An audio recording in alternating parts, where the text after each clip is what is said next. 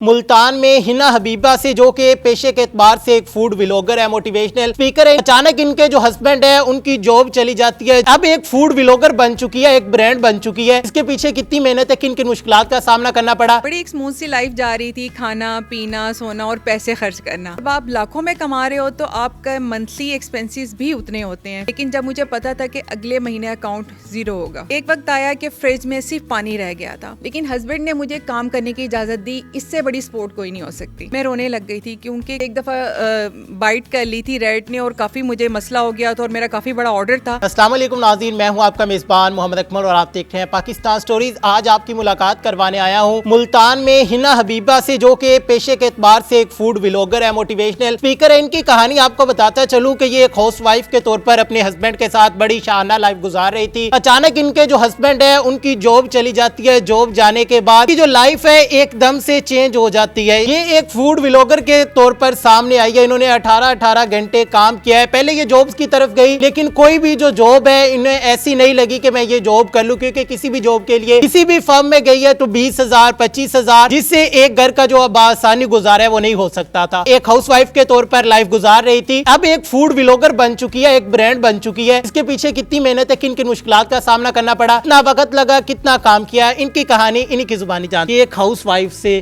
ایک food vlogger اور ایک برانڈ بننے کا سفر کیسا رہا؟ زندگی کہا جاتا ہے کہ خواتین کی شادی کے بعد جو ہے نا کچھ نہیں کر سکتے۔ اگر آپ نے پہلے کچھ نہیں کیا تو آپ آگے کچھ نہیں کر سکتے۔ بڑی ایک اسموتھ سی لائف جا رہی تھی، کھانا پینا سونا اور پیسے خرچ کرنا۔ زندگی میں وہ مقام آیا جو میں کبھی زندگی میں سوچ بھی نہیں سکتی تھی کہ میرے ساتھ ایسا بھی کچھ ہو سکتا ہے۔ اچھی بھلی ایک زندگی گزر رہی تھی اور ایک دن اچانک سے پتا چلا کہ جاب ختم ہو گئی ہے۔ اور جب آپ لاکھوں میں کما رہے ہو تو آپ کا منتھلی ایکسپینسز بھی اتنے ہوتے ہیں، فیس بلز گروسری، آپ اس کو ایک دم سے کٹ آف نہیں کر سکتے۔ لیکن جب مجھے پتا تھا کہ اگلے مہینے اکاؤنٹ زیرو ہوگا، اتنی سیلری نہیں آنی، تو اب کیا ہوگا؟ اس کا سولوشن مجھے یہ لگا کہ ہم اپنے ایکسپینسز کو کٹ آف کر دیں اور ہم لوگ اس طریقے سے گزارا کریں نئی جاب ملنے تک۔ لیکن کہتے ہیں نا کہ کنواں بھی ختم ہو جاتا ہے، تو یہی ہوا کہ ایک وقت ایسا آیا، ظاہر ہے وہ اس وقت کورونا کا سین چل رہا تھا، جابز پہلے ہی ختم ہوئی تھی۔ ایک وقت آیا کہ فریج میں صرف پانی رہ گیا تھا۔ یہ وہ چیزیں تھیں جو صرف میں اور میرے ہسبینڈ جانتے تھے، ہم نے اپنی فیملی پہ ڈسکلوز نہیں کی تھی کہ ہم فائنینشلی کس کرائسس میں ہیں۔ لیکن جب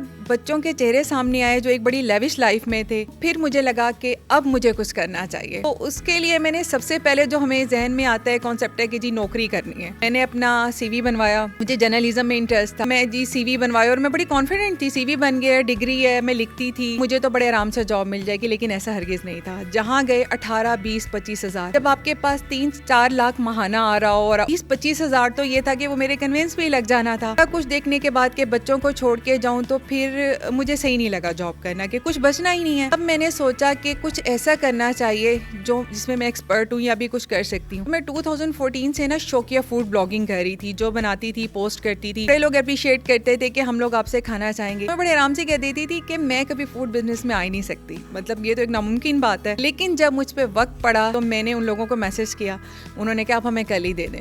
لوگ یہ کہتے ہیں کہ بزنس کے لیے آپ کو انویسٹمنٹ چاہیے ہوتی ہے، میں کہتی ہوں صرف ہمت چاہیے ہوتی ہے۔ ایک 700 روپے سے میں نے وہ اپنا بزنس سٹارٹ کیا اور میری جو فرسٹ انکم تھی نا، مطلب وہ 1500 میرے ہاتھ میں آئے تو وہ لگ رہا کہ ایک بہت بڑی رقم ہے۔ میں رونے لگ گئی تھی کیونکہ کتنے ماہ بعد ہمارے گھر میں ایک آمدن آئی تھی۔ یہ بتائیں کہ جب یہ سارے معاملات ہوئے ہیں تو ریلیٹیوز کا کیا ری ایکشن تھا؟ ان سے آپ نے کسی طرح کی ہیلپ کا بولا؟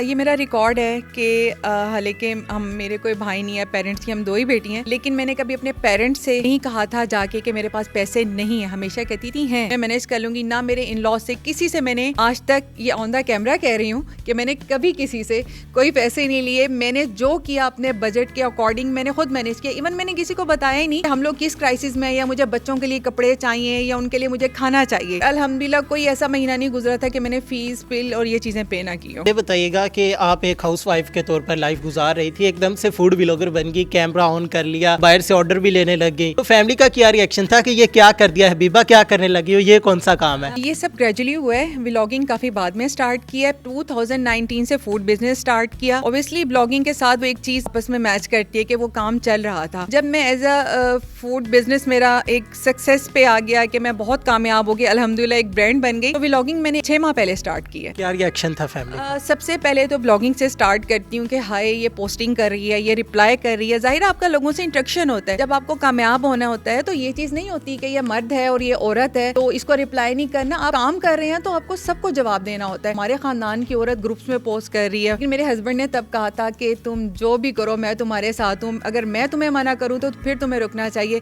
آج میں جس مقام پہ ہوں نا, میرے ہسبینڈ کی سب سے زیادہ سپورٹ ہے, میرے پیرنٹس نے مجھے سپورٹ کیا ہے, لیکن ہسبینڈ نے مجھے کام کرنے کی اجازت دی. اس سے بڑی سپورٹ کوئی نہیں ہو سکتی.